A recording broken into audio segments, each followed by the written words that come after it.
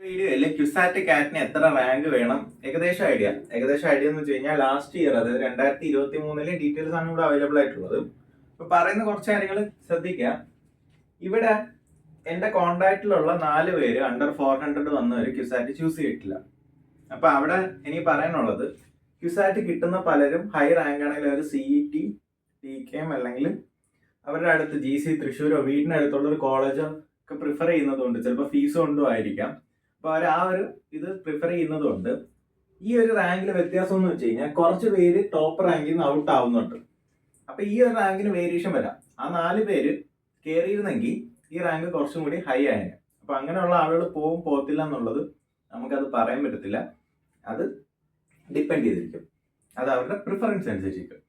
രണ്ടാമത്തെ കാര്യം, ഇത് തേർഡ് അലോട്ട്മെന്റോ സ്പോട്ടോ കഴിഞ്ഞിട്ട് വന്നതായിരിക്കാം. അപ്പൊ ഈ സ്പോട്ട് ആണെന്ന് എനിക്ക് അറിയത്തില്ല.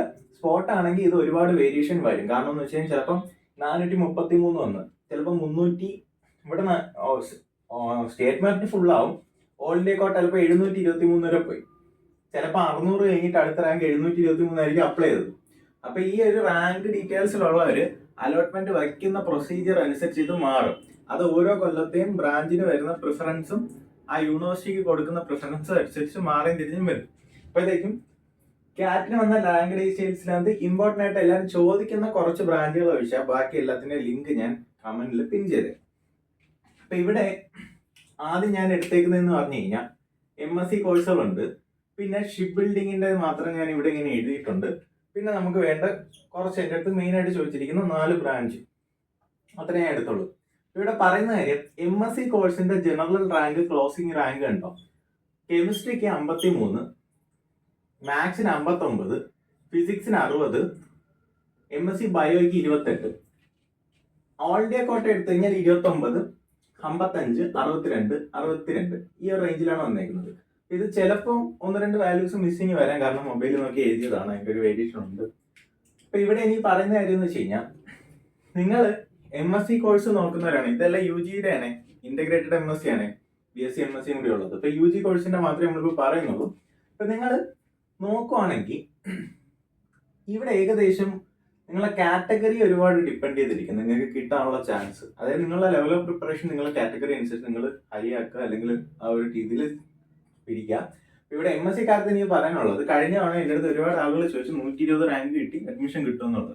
MScക്ക് കമ്പാരിറ്റീവ്ലി MScക്കുള്ള കോമ്പറ്റീഷൻ BTechനെ വെച്ചോക്കുമ്പോൾ കുറവാണ്. കാരണം ഞാനൊന്നും MSc എക്സാം എഴുതിയിട്ടില്ല. അപ്പം ടെസ്റ്റ് കോഡ് 101 ആയി നമ്മുടെ BTechനായിരിക്കും കുറെ കൂടി കോമ്പറ്റീഷൻ ഉള്ളത്.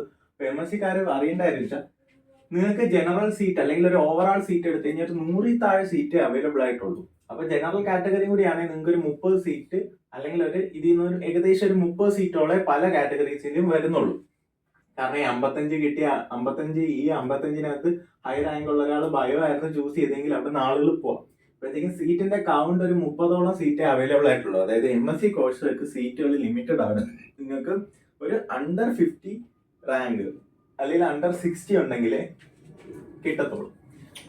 എനിക്ക് ബയോ ഒക്കെ ആണെങ്കിൽ നിങ്ങൾക്ക് അണ്ടർ 30 തന്നെ വേണം. അപ്പൊ അത് നിങ്ങൾക്ക് അത്രയും ടൈറ്റ് ആണെന്നുള്ള മനസ്സിലായല്ലോ. പിന്നെ ഡിഫറെന്റ് കാറ്റഗറി അനുസരിച്ച് അങ്ങോട്ട് പുഷ് ചെയ്യും. ഓക്കെ, ഈ കാറ്റഗറി അനുസരിച്ച് പല രീതിയിലോട്ട് റാങ്ക് പുഷ് ചെയ്യും. 200, 300, 5000, 1700 അത് കാറ്റഗറി അനുസരിച്ച് പുഷ് ചെയ്യും. അപ്പൊ നിങ്ങളെ കാറ്റഗറി നിങ്ങൾ നോക്കിയിട്ട് ആ ഒരു കോമ്പറ്റീഷൻ മനസ്സിലാക്കുക. അപ്പൊ അതാണ് നിങ്ങൾ റാങ്ക് ലിസ്റ്റ് പ്രിഫർ നോക്കേണ്ടതെന്ന് വെച്ച് കഴിഞ്ഞാൽ, നിങ്ങൾ ഏത് ലെവലിലാണ് നിങ്ങളുടെ പ്രിപ്പറേഷൻ വേണ്ടതെന്നുള്ളത് നിങ്ങൾക്ക് ഇവിടുന്ന് മനസ്സിലാവും, നിങ്ങളുടെ കാറ്റഗറി അനുസരിച്ച്. ഇനി നോക്കിക്കേ, ഇവിടെ വേറൊരു കാര്യമുണ്ട്.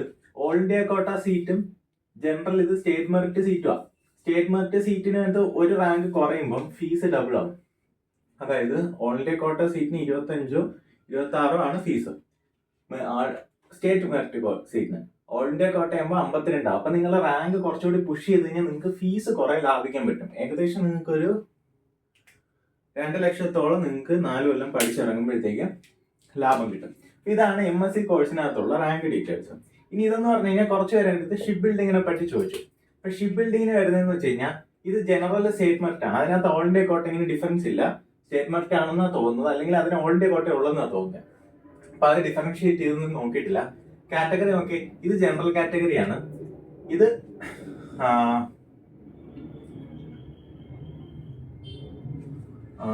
ഇവിടെ ചെറിയൊരു വേരിയേഷൻ ഉണ്ട്. ബാക്കിയൊക്കെ ഞാൻ കറക്റ്റ് ആയിട്ട് എഴുതിയിരിക്കുന്നത്. ഇവിടെ എനിക്ക് തോന്നുന്നു ഇവിടെ ഏതോ ഒരു കാറ്റഗറി ഒന്നും മിസ്സായിട്ടുണ്ട്. അതായത് ജനറൽ ആണെങ്കിൽ നിങ്ങൾക്ക് ഒരു 720 റേഞ്ച് അല്ലെങ്കിൽ 700-നകത്ത് അണ്ടറിൽ റാങ്ക് വന്നാലേ കിട്ടത്തുള്ളൂ. ഇനി നിങ്ങൾക്ക് ETV കാറ്റഗറി ആണെങ്കിൽ നിങ്ങൾക്ക് 1060, MSM ഉണ്ടെങ്കിൽ 870, KSC ആണെങ്കിൽ നിങ്ങൾക്ക് 755, 7552, KST ആണെങ്കിൽ നിങ്ങൾക്ക് 4300. അപ്പോഴത്തേക്ക് നോക്കിയേ, ഇതാണ് അതിന്റെ ഒരു അപ്രോക്സിമേറ്റ് റേഞ്ച്. പ്രോപ്പർ ആയിട്ടുള്ള ഐഡിയ കിട്ടണമെങ്കിൽ നിങ്ങൾ ഞാൻ ഈ കമന്റിൽ കൊടുത്തിരിക്കുന്ന ലിങ്ക് കയറി കഴിഞ്ഞാൽ നിങ്ങൾക്ക് കിട്ടും. അപ്പോഴത്തേക്കും ഈ ഒരു സംഭവമാണ് നിങ്ങൾക്ക് ഷിപ്പ് ബിൽഡിങ്ങിന് ഏകദേശം അപ്രോക്സിമേറ്റ്ലി നമുക്കൊരു 720 തൊട്ട് കൺസിഡർ ചെയ്യാം. അത് കാറ്റഗറി അനുസരിച്ച് വേരിയേഷൻ വരും. ഇതൊക്കെയാണ് ഈ 2 കോഴ്സ്. ഇനി നമ്മളുടെ ടെസ്റ്റ് കോഡ് 101, അതായത് നമ്മൾ മെയിനായിട്ടും നമ്മുടെ ചാനലിൽ മെയിനായിട്ട് ഫോക്കസ് ചെയ്യുന്ന എക്സാം ടെസ്റ്റ് കോഡ് 101 ആണ്. അപ്പൊ ഞാൻ ഇതേ ഫോക്കസ് ചെയ്യുന്നുള്ളൂ, നമ്മൾ ഇതിന്റെ മാത്സ്. ഇവിടെ എന്ന് പറഞ്ഞു കഴിഞ്ഞാൽ CS-ന്റെ സ്റ്റേറ്റ് മെറിറ്റ് ഉണ്ട്, ഓൾ ഇന്ത്യ കോട്ടയുണ്ട്. അപ്പോഴത്തേക്ക് സ്റ്റേറ്റ് മെറിറ്റ് ഓൾ ഇന്ത്യ കോട്ടയിൽ നിങ്ങൾക്ക് ഇതെന്താണ്, ഞാൻ എടുത്തേക്കുന്ന ക്യാമ്പസ് സ്കൂൾ ഓഫ് എഞ്ചിനീയറിംഗ് മാത്രമേ ഉള്ളൂ. സെക്കൻഡ് ക്യാമ്പസ് ഞാൻ കൺസിഡർ ചെയ്യുന്നില്ല. അപ്പൊ സ്കൂൾ ഓഫ് എഞ്ചിനീയറിംഗിൽ സ്റ്റേറ്റ് മെറിറ്റ് ഇത്രയും, ഓൾ ഇന്ത്യ കോട്ട ഇത്രയും കണ്ടോ. അപ്പൊ ഇത് വേരിയേഷൻ വരും, ഞാൻ ആദ്യം പറഞ്ഞ കുറച്ച് ക്രൈറ്റീരിയ അനുസരിച്ച്. ഇനി ETV ആണെങ്കിൽ 500 മതി. ETBയുടെ ഓൾ ഇന്ത്യ കോട്ടയാണെങ്കിൽ 1000 എബോ മതി. MSM ആണെങ്കിൽ 600, MSM ഓൾ ഇന്ത്യ കോട്ടയാണെങ്കിൽ 800, KSC ആണെങ്കിൽ 4043, ഇതാകുമ്പോൾ 9000, 10000 അടുത്ത് മതി. പിന്നെ അതേപോലെ തന്നെ IT ആണെങ്കിൽ ഇവിടെ 1000, 1300, ഇവിടെ 2100. ഇവിടെ നോക്കിക്കഴിഞ്ഞാൽ 2300, ഇവിടെ 2700. ബാക്കി അതനുസരിച്ച് മാറും. ഇനി EC ആണെങ്കിൽ ECക്കും അത്യാവശ്യം IT-യെക്കാട്ടിലും ടൈറ്റ്നസ് ഉണ്ട് കണ്ടോ. CS കഴിഞ്ഞ് കഴിഞ്ഞാൽ പിന്നെ മെയിൻ ക്യാമ്പസിൽ വരുന്ന ടൈറ്റ് എന്താണ്, IT കഴിയുമ്പോഴത്തേക്ക് IT ആകുമ്പോൾ ഇതൊക്കെയാണ് റാങ്ക് 1000. അതായത് നിങ്ങൾക്ക് ഇപ്പോൾ EC വേണമെങ്കിൽ നിങ്ങൾ ജനറൽ കാറ്റഗറി ആണ്, നിങ്ങൾക്ക് അണ്ടർ 1600 ഉണ്ടെങ്കിൽ സേഫ് ആണ്. അതും സേഫ് അല്ല, അത് ഡിപ്പെൻഡ് ചെയ്തിരിക്കും അലോട്ട്മെന്റ് വയ്ക്കുന്ന നമുക്ക്. അപ്പോഴത്തേക്കും നിങ്ങൾക്കൊരു 1300 പിക്ക് ചെയ്യാം. അതാണെങ്കിൽ നിങ്ങൾക്ക് കിട്ടുമെന്ന് ഏകദേശം ഉറപ്പാണ്. ഇനി ETB ആണെങ്കിൽ 1500, 2000, അതായത് ഒരു 1500-ഉം 2000-നും ഇടയ്ക്ക് റാങ്ക് മതി. MSM ആണെങ്കിൽ നിങ്ങൾക്ക് 1500 റേഞ്ച് മതി. KSC ആണെങ്കിൽ നിങ്ങൾക്ക് 11000 മതി. ഇനി fire and safety. Fire and സേഫ്റ്റിയും കുറെ പേര് എടുത്ത് ചോദിക്കുന്നുണ്ട്. ഫയർ ആൻഡ് സേഫ്റ്റിക്ക് കമ്പാരിറ്റീവ്ലി എൻ്റെ അടുത്ത് ചോദിച്ച ആളുകളിൽ ഒരു 5 പേര് ചോദിച്ചിട്ടുണ്ടെങ്കിൽ 3 പേര് ഫയർ ആൻഡ് സേഫ്റ്റി ആണ്. അതായത് ഫയർ ആൻഡ് സേഫ്റ്റിയുടെ ഡിമാൻഡ് നിങ്ങളായിട്ട് സംസാരിക്കുമ്പോൾ എനിക്ക് മനസ്സിലായത് ഡിമാൻഡ് കൂടിയിട്ടുണ്ട്. അപ്പോഴത്തേക്കും ഇത് ചിലപ്പോൾ കുറച്ചും കൂടി ഒന്ന് ഹയർ ആവും. 1500 എന്നുള്ളത് ചിലപ്പോൾ ഒരു 1000 റേഞ്ചിലോട്ട് അത് പുഷ് ചെയ്യും ഫയർ ആൻഡ് സേഫ്റ്റി. അത് സ്റ്റേറ്റ് മെറിറ്റ്. ഓൾ ഇന്ത്യ കോട്ട ആണെങ്കിൽ അത് 3200 പോയിട്ടുണ്ട്. ഇനി ETV ആണെങ്കിൽ 2500 റേഞ്ച്, അതായത് 2000 അല്ലെങ്കിൽ ഒരു 1800 റേഞ്ച് വരാൻ നമുക്ക് എക്സ്പെക്ട് ചെയ്യാം. ഇത് നമുക്ക് എന്താണ് ഒരു 3000 റേഞ്ച് അല്ലെങ്കിൽ ഒരു 2800 റേഞ്ച് നമുക്ക് എക്സ്പെക്ട് ചെയ്യാം. അത് പറയുന്നതിന് ഞാൻ പറഞ്ഞ ക്രൈറ്റീരിയ ഉണ്ടല്ലോ, ചിലപ്പോൾ കുറെ പേര് വയ്ക്കാത്തോണ്ടായിരിക്കും അലോട്ട്മെന്റ് ചേഞ്ച് വരാം. പിന്നെ ഇത് എന്താണ് അതിലുള്ള പ്രിഫറൻസ് മാറുന്നത്, എല്ലാ കാര്യങ്ങളും നമുക്ക് ഫാക്ടേഴ്സ് ആണ്, നമുക്ക് പറയാൻ പറ്റത്തില്ല എങ്ങനെയാണ് ഇത് റിജക്ട് ആവുന്നത്. ഇനി KSC ആണെങ്കിൽ ഇവിടെ 8000, 12750 KST ആണെങ്കിൽ, പിന്നെ MSM കാറ്റഗറി ഉണ്ടെങ്കിൽ നിങ്ങൾക്ക് ഈ ഒരു റേഞ്ചിലോട്ട് നോക്കാം. അപ്പൊ ഇതൊക്കെ ഒരു അപ്രോക്സിമേറ്റ് ഐഡിയ ആണ്.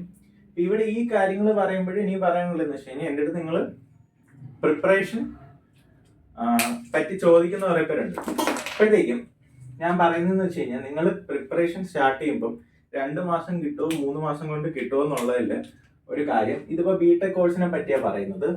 MSCക്ക് നല്ല ടൈറ്റ് ഉണ്ട്. MSC നോക്കുന്നവർ നല്ലപോലെ ഇപ്പോഴേ പ്രിപ്പയർ ചെയ്ത് കഴിഞ്ഞാൽ നിങ്ങൾക്ക് അണ്ടർ 30 അണ്ടർ 40 ഒക്കെ വന്നാലേ നിങ്ങൾക്ക് കിട്ടത്തുള്ളൂ. അപ്പൊ അത് അത്രയും ടൈറ്റ് ഉണ്ട്.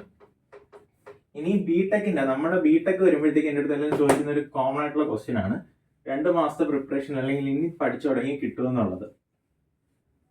അപ്പൊ അവിടെ എനിക്ക് പറയാനുള്ളത്, നമ്മുടെ ഓരോ എക്സാം നടക്കുന്നത് ഇൻഡിവിജ്വൽ കട്ട് ഓഫ് ഉണ്ട്, സെഷൻ കട്ട് ഓഫ് ഉണ്ട്. അതായത് നമുക്ക് ടെസ്റ്റ് കോഡ് 101 നടക്കുമ്പോൾ ഫിസിക്സ് ഉണ്ട്, കെമിസ്ട്രി ഉണ്ട്, മാത്സ് ഉണ്ട്.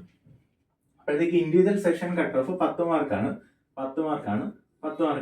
ആ 10 മാർക്കിൽ നിങ്ങൾ ഈ സെഷൻ കട്ട് ഓഫ് ആയി കഴിഞ്ഞാൽ തന്നെ നിങ്ങൾക്ക് ഏകദേശം നിങ്ങളുടെ റാങ്ക് ലിസ്റ്റ് വരും. അപ്പൊ കഴിഞ്ഞ കൊല്ലം ഇത്രയും കട്ട് ഓഫ് വന്നിട്ട് റാങ്ക് ലിസ്റ്റ് വന്ന ആളുകൾ ഏകദേശം 14,000 15,000-നകത്തോ ഉള്ള റാങ്കാണ്. ഇനി എത്ര മാർക്ക് വേണം എന്നുള്ളത്, അപ്പൊ എത്ര മാർക്ക് വേണം എന്നുള്ളത് ഒരു അപ്രോക്സിമേറ്റ് ഐഡിയ ആണ്. അപ്പൊ ഈ ഒരു മാർക്ക് എത്ര വേണം എന്നുള്ളത് ഞാനൊരു ഐഡിയ, അതായത് എൻ്റെ അടുത്ത് സംസാരിച്ച ആളുകളെ വെച്ചൊരു സർവേ പോലെ ഒന്ന് ഇവാലുവേറ്റ് ചെയ്തിട്ട് പറയുന്നത്. ഇതൊക്കെ ഒരു 2 മാസം കൊണ്ട് പ്രിപ്പയർ ചെയ്തിട്ട് അവനൊരു 4K റാങ്ക് മേടിച്ചെടുത്തനുണ്ട്. ബാക്കി 1 ഇയർ റിപ്പീറ്റിന് പോയിട്ട് അണ്ടർ 400 വന്ന ഒരാളുണ്ട്, അണ്ടർ 500 വന്ന ഒരാളുണ്ട്. പിന്നെ ബാക്കി ഉള്ള മൂന്ന് പേര് ലോങ് ടേം, അതായത് +1 +2 തന്നെ സ്റ്റാർട്ട് ചെയ്തിട്ട് +1 +2 സ്റ്റാർട്ട് ചെയ്ത ആളുകളുണ്ട്. ഇത് ലോങ് ടേം വന്നവരും ഒരു 450 അല്ലെങ്കിൽ അണ്ടർ 500 ഷുവറായിട്ടും വന്ന ആളുകളുണ്ട്. അപ്പൊ ഇനി പറയാനുള്ളത്, നിങ്ങൾക്ക് ഇപ്പൊ CS ആണ് വേണ്ടതെന്ന് വെച്ചോ, മെയിൻ ക്യാമ്പസിൽ CS ആണെന്ന് വെച്ചോ. അപ്പൊ നിങ്ങൾക്ക് മാക്സിമം പോയാൽ നിങ്ങൾ 700-നകത്ത് അല്ലെങ്കിൽ 700-നകത്ത് മേടിച്ചാൽ നിങ്ങൾക്ക് ഒരു സേഫ്റ്റി ഉണ്ട്. അപ്പൊ ഇവിടെ എന്ന് പറഞ്ഞു കഴിഞ്ഞാൽ നിങ്ങൾക്ക് ഇൻഡിവിജ്വൽ കട്ട് ഓഫ് മാത്രമാണ് കയറുന്നതെങ്കിൽ നിങ്ങൾക്ക് ഏകദേശം കിട്ടുന്ന റാങ്ക് 15,000 റേഞ്ച് ആയിരിക്കും. അതായത് നിങ്ങളൊരു ഈ ഒരു എക്സാമിൽ ഒരു 20-30 ക്വസ്റ്റ്യൻ വെച്ച് അറ്റൻഡ് ചെയ്ത് കഴിഞ്ഞാൽ, അതായത് 225 ക്വസ്റ്റ്യനിലൊരു 50 ക്വസ്റ്റ്യനോളം അറ്റൻഡ് ചെയ്തത് തന്നെ നിങ്ങൾക്കൊരു 11K അല്ലെങ്കിൽ 10K റാങ്ക് ഞാൻ എക്സ്പെക്ട് ചെയ്യുന്നത്. അപ്പൊ നിങ്ങൾ ഇവിടെ എത്തുമ്പോഴത്തേക്ക് എവരുടെയൊക്കെ ഒരു പെർഫോമൻസ് വെച്ച് നമ്മളൊന്ന് കമ്പയർ ചെയ്ത് കഴിഞ്ഞാൽ ഇവർ ഏകദേശം ഒരു 60% 70% എഴുതുന്ന പിള്ളേരാണ്. അപ്പൊ എങ്ങനെ പോയാലും ഇവരൊരു 150 ക്വസ്റ്റ്യൻ അല്ലെങ്കിൽ എത്രയാണ് 170 ക്വസ്റ്റ്യനോളം അറ്റൻഡ് ചെയ്യാൻ കേപ്പബിലിറ്റി ഉള്ള ആളുകളാണ്. അതെന്താന്ന് വെച്ച് കഴിഞ്ഞാൽ ഈ വന്ന ആളുകൾക്ക് എപ്പോഴും എനിക്ക് കോണ്ടാക്ട് ഉള്ളപ്പോൾ ഇടയ്ക്ക് ക്വസ്റ്റ്യൻസ് സെൻഡ് ചെയ്യും. അപ്പൊ ഞാനും ഇടയ്ക്ക് അവർക്ക് ക്വസ്റ്റ്യൻ സെൻഡ് ചെയ്തിട്ട് ചെയ്യാവോന്ന് ചോദിക്കും. അപ്പൊ അവന്മാർ ചെയ്ത് അയക്കുമ്പോൾ എനിക്ക് അറിയാം അവന്മാർ ഏത് സ്റ്റെപ്പാണ് ഫോളോ ചെയ്യുന്നത്, അവരെങ്ങനെയായിരുന്നു പ്രിപ്പയർ ചെയ്തിരുന്നത്, അല്ലെങ്കിൽ അവരുടെ സ്റ്റെപ്സ് എന്താണ്, എത്രത്തോളം ഫാസ്റ്റ് ആണ്, എങ്ങനെ അവർ ചെയ്യും. ഈ ഒരു ഇവാലുവേഷൻ വെച്ചപ്പോൾ എനിക്ക് കിട്ടിയൊരു ഐഡിയ എന്ന് വെച്ച് കഴിഞ്ഞാൽ ഇവരെല്ലാവരും എങ്ങനെ പോയാലും ഒരു 170 തൊട്ട് 180 വരെ എഴുതാൻ കപ്പാസിറ്റി ഉള്ള ആളുകളാണ്. അപ്പോഴത്തേക്ക് നിങ്ങൾ എയിം ചെയ്യുന്നത്, നിങ്ങളിപ്പോൾ ഒരു ജനറൽ കാറ്റഗറിയാണ്, നിങ്ങൾക്ക് CS വേണം, നിങ്ങൾ ഒരു 1K എബോ നോക്കി കഴിഞ്ഞ് കഴിഞ്ഞാൽ നിങ്ങൾ മെയിൻ ക്യാമ്പസിലോട്ട് നോക്കേണ്ട ആവശ്യമില്ല, നിങ്ങൾക്ക് കിട്ടാനേ പോകില്ല. അപ്പോഴത്തേക്കും നിങ്ങൾ ആ ഒരു ലെവലിലോട്ട് നിങ്ങൾ പ്രിപ്പറേഷൻ പുഷ് ചെയ്താലേ കിട്ടത്തുള്ളൂ. ഇനി നിങ്ങൾക്ക് ഒരു കാറ്റഗറി ഉണ്ടെങ്കിൽ നോക്കിക്കേ, ഇപ്പൊ നിങ്ങളെ കാറ്റഗറി വരുമ്പോൾ നിങ്ങൾക്ക് ഒരു 9,000 റാങ്ക് മതി. നിങ്ങൾ എങ്ങനെ പോയാലും ഒരു 30 അല്ലെങ്കിൽ 50-60 ക്വസ്റ്റ്യൻ എഴുതി കഴിഞ്ഞാൽ സുഖമായിട്ട് നിങ്ങൾക്ക് കിട്ടും. അത് നിങ്ങൾ PYക്ക് റെഫർ ചെയ്തോട്ട് പോയാൽ തന്നെ മതി. ചിലപ്പോൾ നിങ്ങൾ 1 മാസത്തെ പ്രിപ്പറേഷനിൽ കിട്ടും.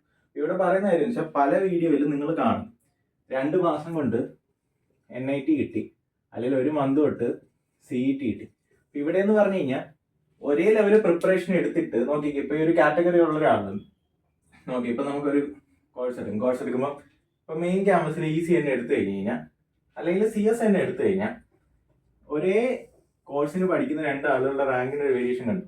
അപ്പോഴത്തേക്ക് ഈ ഒരാൾ ചിലപ്പോൾ എന്താണ്, ഇതിന് മുന്നേ വന്നിരിക്കുന്ന ആളൊരു 8,000 റാങ്ക് ആണെങ്കിൽ അയാൾ ചിലപ്പോൾ 2 മാസത്തെ പ്രിപ്പറേഷൻ കൊണ്ടായിരിക്കും കയറി പോകുന്നത്. അല്ലെങ്കിൽ എന്താണ്, അയാൾ ഒരു മാസത്തെ അല്ലെങ്കിൽ ലാസ്റ്റ് 15 ഡേയ്സ് പ്രിപ്പറേഷൻ കൊണ്ട് അയാൾ ക്യുസാറ്റ് കാറ്റ് ക്രാക്ക് ചെയ്തു, CS മെയിൻ ക്യാമ്പസിൽ കിട്ടി. പക്ഷെ അതേപോലെ ഒരാൾ ഇങ്ങനെ എടുത്തു കഴിഞ്ഞാൽ ഇവിടോട്ട് കയറാൻ പറ്റുമോ? അപ്പൊ നിങ്ങളുടെ അഡ്മിഷന് കൂടുതലും ഡിപ്പെൻഡ് ചെയ്തിരിക്കും നിങ്ങൾ ഏത് കാറ്റഗറിയിലാണ്, നിങ്ങളുടെ ഏത് കോമ്പറ്റീഷനാണ് എന്ന് അറിഞ്ഞിട്ട് വേണം നിങ്ങൾ പ്രിപ്പറേഷനിലോട്ട് ഇറങ്ങാൻ. കാരണം നിങ്ങൾ മത്സരിക്കുന്നത് ഇവിടെ വരുമ്പോഴത്തേക്ക് നിങ്ങളുടെ ഒരു കോമ്പറ്റീഷൻ, ഫോർ എക്സാമ്പിൾ ഈ ഒരു റേഞ്ചിലാണെങ്കിൽ നിങ്ങളുടെ കോമ്പറ്റീഷൻ നടക്കുന്നത് ഒരു 4,000 3,000 റാങ്ക് 3,500 അവിടെ ആയിരിക്കും നിങ്ങൾ ടൈറ്റ് എടുക്കുന്നത്. പക്ഷെ നിങ്ങളൊരു കാറ്റഗറി എന്താണ്, നിങ്ങൾ ഈ ഒരു കാറ്റഗറിയാണ് എയിം ചെയ്യുന്നത്, നിങ്ങളുടെ കാറ്റഗറിയുടെ കോമ്പറ്റീഷൻ കിടക്കുന്നത് അണ്ടർ 500 വരെയാണ്. അപ്പൊ നിങ്ങൾ കൂടുതലും കോമ്പീറ്റ് ചെയ്യുന്നത് ഈ ലോങ് ടേം ആയിട്ട് 2 കൊല്ലം കൊണ്ട് ക്യുസാറ്റിക്കായിട്ട് പ്രിപ്പയർ ചെയ്യുന്ന ആളുകളാണ്.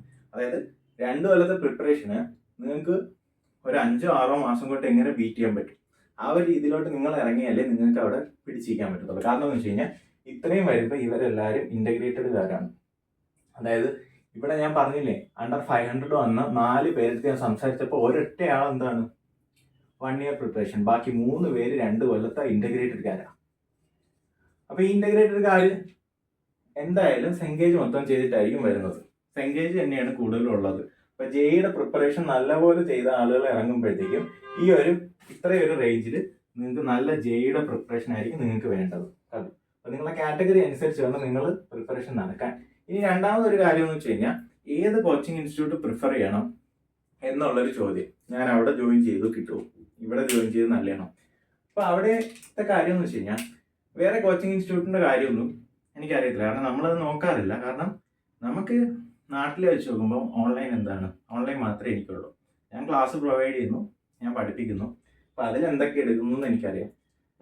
വേറെ ഒരു കോച്ചിങ് ഇൻസ്റ്റിറ്റ്യൂട്ടിന്റെ ആരെങ്കിലും എന്തെങ്കിലും അയച്ചു തന്നു കഴിഞ്ഞാൽ, ഇത് കണ്ടോ, അല്ലെങ്കിൽ ഇങ്ങനെ ഒരു സംഭവം നടന്നു, അല്ലെങ്കിൽ ചുമ്മാ ബ്രൗസ് ചെയ്ത് പോകുമ്പോൾ എന്തെങ്കിലും കാണുവാണെങ്കിൽ ഒന്ന് എടുത്ത് നോക്കും. അതല്ല നമുക്ക് അവരെന്താ പഠിപ്പിക്കുന്നതെന്ന് അറിയത്തില്ല, അവർ ഏത് ലെവലിലാണ് പഠിപ്പിക്കുന്നത്, അവർ എത്ര കൊല്ലത്തെ ക്വസ്റ്റ്യൻ പേപ്പർ കവർ ചെയ്യും, അവരെന്തൊക്കെ ബേസിക്സ് തരുന്നു എന്നുള്ളത് നമുക്കറിയത്തില്ല. അപ്പോഴത്തേക്ക് ഞാൻ അതുകൊണ്ടാണ് ഒരു കോച്ചിങ് ഇൻസ്റ്റിറ്റ്യൂട്ടും പ്രിഫർ ചെയ്യാത്തത്. പിന്നെ ഞാൻ എങ്ങും പോകണ്ടെന്ന് പറയാത്ത കാര്യം എന്ന് വെച്ച് കഴിഞ്ഞാൽ നമുക്ക് ഫിസിക്സും മാത്സും ഇല്ല. ഫിസിക്സും മാത്സും അല്ല, ഫിസിക്സും കെമിസ്ട്രി ഇല്ല. എൻ്റെ ഒരു മാത്സ് മാത്രമേ ഉള്ളൂ. അപ്പം ഞാൻ പറയുന്നത് വെച്ച് കഴിഞ്ഞാൽ മാത്സ് ക്ലാസ് വേണമെന്നുള്ളവർക്ക് എന്നെ അപ്രോച്ച് ചെയ്ത് കഴിഞ്ഞാൽ എനിക്ക് മാത്സ് ക്ലാസ് തരാൻ പറ്റും. അതിലെന്തെങ്കിലും പോരായ്മ അല്ലെങ്കിൽ ഇമ്പ്രൂവ് ചെയ്യണമെങ്കിൽ അത് എനിക്ക് കൺട്രോൾ ചെയ്യാൻ പറ്റും. അപ്പോൾ ബാക്കി ഏത് കോച്ചിങ് ഇൻസ്റ്റിറ്റ്യൂട്ടിൽ പോകണമെന്നുള്ളത് നിങ്ങൾ നിങ്ങളുടെ ഒരു റിസ്കിൽ ആലോചിച്ചിട്ട് വേണം പോകാൻ. കാരണം എന്ന് വെച്ച് കഴിഞ്ഞാൽ എനിക്ക് അതിലൊരു ആൻസറും ഇല്ല. അപ്പം ഇന്ന കോച്ചിങ് ഇൻസ്റ്റിറ്റ്യൂട്ട് ഒന്നും ഞാൻ പ്രിഫർ ചെയ്യുന്നില്ല. ഞാൻ എൻ്റെ ക്ലാസ് പോലും ഞാൻ അത്രയും മാർക്കറ്റ് ചെയ്യുന്നില്ല. അപ്പോൾ ഇനി പറയാനുള്ളതെന്ന് വെച്ച് കഴിഞ്ഞാൽ നിങ്ങൾ എങ്ങനെ പ്രിപ്പയർ ചെയ്യുന്നു എന്നുള്ളത് നിങ്ങളെ കോമ്പറ്റീഷൻ എന്താണെന്ന് അവെയർ ചെയ്തിട്ടാണ് നിങ്ങൾ സ്റ്റാർട്ട് ചെയ്യാനായിട്ട്. അപ്പോഴത്തേക്കും ഇതാണ് നിങ്ങൾ നോക്കേണ്ടത്. പിന്നെ ഓൾ ഇന്ത്യ കോട്ടയിൽ നിങ്ങൾക്ക് വരുന്ന വേറൊരു പ്രശ്നം എന്ന് വെച്ച് കഴിഞ്ഞാൽ അതർ സ്റ്റേറ്റ് സ്റ്റുഡൻസ്, അതായത് അതർ സ്റ്റേറ്റ് സ്റ്റുഡൻസിനും ഉള്ളൊരു ഓപ്പർച്യൂണിറ്റി എന്താണ്, ഈ സ്റ്റേറ്റ് മെറിറ്റിനകത്ത് അവർ കയറി വരത്തില്ല. പക്ഷെ ഓൾ ഇന്ത്യ കോട്ടയിൽ വരുന്നത് അതർ സ്റ്റേറ്റ് സ്റ്റുഡൻസ് വരും. അപ്പോൾ അതർ സ്റ്റേറ്റ് സ്റ്റുഡൻസ് നല്ലപോലെ പ്രിപ്പയർ ചെയ്യുന്നവരാണ്. അവർ മിക്കവാറും അവരുടെ ഒരു സ്റ്റേറ്റ് ബോർഡ് തന്നെ CBSE ലെവലിലാണ് എക്സാം പോകുന്നത്. മഹാരാഷ്ട്ര ആണെങ്കിലും വേറെ ആണെങ്കിലും ഒക്കെ എന്താണ് അവർ NCERTയുടെ CBSE എക്സാം തന്നെ എഴുതുന്നത്. അപ്പോൾ അവരെ സംബന്ധിച്ചിടത്തോളം ഇത്രയൊരു ബാക്ക് എൻഡ് ഉണ്ട്. അപ്പം നിങ്ങൾ അതൊന്ന് മനസ്സിലാക്കുക. ഈ ഓൾ ഇന്ത്യ കോട്ടയിൽ ഈ ഒരു കാര്യം കയറി വരുന്നുണ്ട്. സ്റ്റേറ്റ് മെറിറ്റിലാണെങ്കിൽ ആ ഒരു കാര്യമില്ല, നിങ്ങൾക്ക് കുറച്ചൊരു അഡ്വാൻറ്റേജ് ഉണ്ട്. പക്ഷേ നിങ്ങളൊരു ടോപ്പ് റാങ്ക്, അതായത് അണ്ടർ 500 നോക്കുവാണെങ്കിൽ അല്ലെങ്കിൽ ഒരു അണ്ടർ 1000 ആണ് നോക്കുന്നതെങ്കിൽ നിങ്ങളുടെ കോമ്പറ്റീഷൻ എപ്പോഴും എന്തായിരിക്കും, ഈ ഇൻ്റഗ്രേറ്റഡ് കാർഡ് അത്രയൊരു ഹാർഡ് വർക്ക് അവർ ഇത്രയും ബിൽഡ് ചെയ്ത് വെച്ചിട്ടുണ്ട്. അതായത് എന്ത് ചോദിച്ചാലും, ഇപ്പോൾ ലോക്കസ് ചോദിച്ചാലും എന്ത് ചോദിച്ചാലും അവർ നല്ല പോലെ ചെയ്യും, നല്ല പ്രാക്ടീസ് ഉണ്ട്. അപ്പോൾ അത്രയും ഒരു ബാക്ക് എൻഡ് നിങ്ങൾക്ക് ബീറ്റ് ചെയ്യുന്ന രീതിയിൽ വേണം നിങ്ങൾ ഈ ഒരു 6 മാസം കൊണ്ട് ഡെവലപ്പ് ചെയ്തെടുക്കാൻ. അപ്പോൾ ഞാൻ തന്നെയാണെങ്കിൽ ഞാൻ ഫുള്ള് +2 പഠിക്കുമ്പോൾ ആദ്യ ശർമ്മയൊക്കെ ഫുള്ളും ചെയ്തിട്ടാണ് നിൽക്കുന്നത്. കാരണം എനിക്ക് NCERT നല്ലപോലെ അറിയാം. NCERTയിൽ നിന്ന് എവിടെ നിന്ന് ചോദിച്ചാലും ഒരു ക്വസ്റ്റ്യൻ ചോദിച്ചാലും അത്രയും നല്ലപോലെ എഴുതാൻ അറിയാവുന്ന ഒരു ലെവലിലാണ് ഞാൻ എഴുതിയത്. അപ്പോൾ അത്രയും എന്താണ് ആ ഒരു കോമ്പറ്റീഷനാണ് നിങ്ങളൊരു അണ്ടർ 1K നിങ്ങൾ എക്സ്പെക്ട് ചെയ്യേണ്ടത്. ബാക്കിയൊക്കെ വരുമ്പോഴത്തേക്ക് ഞാൻ പറഞ്ഞില്ലേ 4 മാസം കൊണ്ട് 2 മാസത്തെ പ്രിപ്പറേഷൻ കൊണ്ട് ഒരു 4K, അത് PYK നോക്കി കഴിഞ്ഞാൽ നിങ്ങൾക്ക് കിട്ടും. പക്ഷെ അങ്ങനെ നിങ്ങൾ 4K മേടിച്ച് കഴിഞ്ഞാൽ നിങ്ങൾക്ക് ഇവിടെ നിന്ന് കിട്ടാനുള്ള ഓപ്പർച്യൂണിറ്റി ഇല്ല. പക്ഷെ നിങ്ങളൊരു കാറ്റഗറി ഉണ്ടെങ്കിൽ നിങ്ങൾക്ക് അത് കിട്ടും. ഇതാണ് നിങ്ങൾ അഡ്മിഷൻ കിട്ടുന്നതിൻ്റെ ഒരു പകുതി പാർട്ട് നിങ്ങളുടെ കാറ്റഗറിയും പകുതി നിങ്ങളെ വർക്കുക. അപ്പോൾ അതനുസരിച്ച് വേണം നിങ്ങൾ മോട്ടിവേഷൻ എടുക്കാൻ. അപ്പം ഈ ഒരു കാര്യം മോട്ടിവേഷൻ എടുക്കുമ്പോൾ നിങ്ങളത് മനസ്സിലാക്കുക. ഇപ്പം ഞാൻ പറയുക, എനിക്ക് 2 മാസത്തെ പ്രിപ്പറേഷനിൽ കിട്ടി. അപ്പോൾ അവിടെ 2 കാര്യങ്ങളുണ്ട്. ഒന്ന്, നമ്മൾ ഏത് കാറ്റഗറി ബിലോങ് ചെയ്യുന്നു എന്നുള്ള ഒന്നാമത്തെ കാര്യം. രണ്ടാമത്തെ കാര്യം എന്ന് വെച്ച് കഴിഞ്ഞാൽ നമുക്ക് എത്രത്തോളം ബേസിക്സ് അറിയാം, അതൊരു ഭയങ്കര ഇമ്പോർട്ടൻ്റ് ആണ്. നമുക്ക് ബേസിക്സ് ഒന്നും അറിയത്തില്ലെങ്കിൽ നമ്മൾ 2 മാസം കൊണ്ട് എല്ലാം ചെയ്യാൻ പറ്റില്ല. അതായത് നല്ല ബേസിക്സ് അറിയാവുന്ന ഒരാൾ ചിലപ്പോൾ 1 മാസം കുറച്ച് PYK ചെയ്യുമ്പോൾ തന്നെ അയാൾ ലെവലായി, അയാൾക്ക് നല്ലപോലെ ഇരുന്ന് ചെയ്യാൻ പറ്റും. അപ്പം ഇതൊക്കെ ഓരോരുത്തർ ആളുകളുടെ തിങ്കിങ് ലെവൽ അനുസരിച്ച് മാറിയും തിരിഞ്ഞും ഇരിക്കും. അപ്പോഴത്തേക്കും നിങ്ങൾ മാക്സിമം PYQs നോക്കിക്കഴിഞ്ഞാൽ ഭയങ്കര ഗുണമാണ്. കാരണം 2023 ക്വസ്റ്റ്യൻസ് തന്നെ കുറേ PYQs റിപ്പീറ്റഡ് ആയിട്ടാണ് ചോദിച്ചിരിക്കുന്നത്. കുറേ പാറ്റേൺസ് കുറേ ഉണ്ട്. ലോക്കസൊക്കെ എടുത്തു കഴിഞ്ഞ് കഴിഞ്ഞാൽ ഹൈപ്പർബോള ഒരു തവണ പണ്ട് ചോദിച്ചിട്ടുണ്ട്, ഇപ്പോഴും ചോദിച്ചു ലോക്കസിൽ. ബാക്കി കാര്യങ്ങളൊക്കെ സെയിം തന്നെയാണ്. സർക്കിൾ ചോദിക്കും, സ്ട്രെയിറ്റ് ലൈൻ ചോദിക്കും, ഹാഫ് പ്ലെയിൻ്റെ ചോദിക്കും. അതെല്ലാം എന്താണ് കോമൺ തന്നെയാണ്. PYQ നോക്കിക്കഴിഞ്ഞാൽ എങ്ങനെ പോയാലും നിങ്ങൾക്ക് ഒരു സ്പീഡ് കിട്ടും. ഒരു 10 മാക്സ് ഒരു 90 ക്വസ്റ്റ്യൻ ഉണ്ടെങ്കിൽ അതിലൊരു 40-45 ക്വസ്റ്റ്യൻ എന്തായാലും നിങ്ങൾക്ക് PYQs തന്നെ 50% ഐഡിയാസ് കവർ ആവും. പക്ഷേ അങ്ങോട്ടും ഇങ്ങോട്ട് തിരിച്ചു ചോദിക്കുക. അത്രയേ ഉള്ളൂ കാര്യങ്ങൾ. അപ്പോൾ ഇനി പറയാനുള്ള ഇത്രയൊക്കെ ഉള്ളൂ. നിങ്ങൾ ആലോചിക്കുക.